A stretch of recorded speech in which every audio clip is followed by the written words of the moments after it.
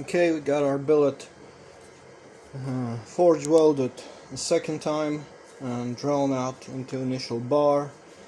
Now it's time to draw it out even more to make this blade.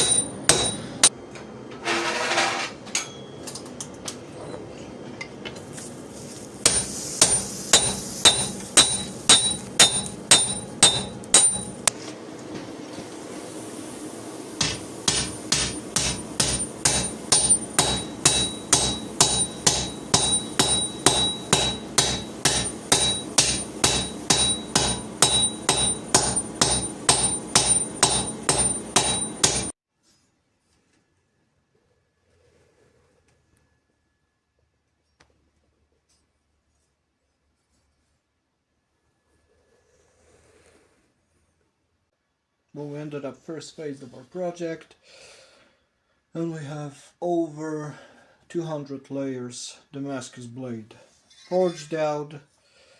It is over 47 inches, 220 centimeters long, and next step is to grind it off and get ready for heat treating.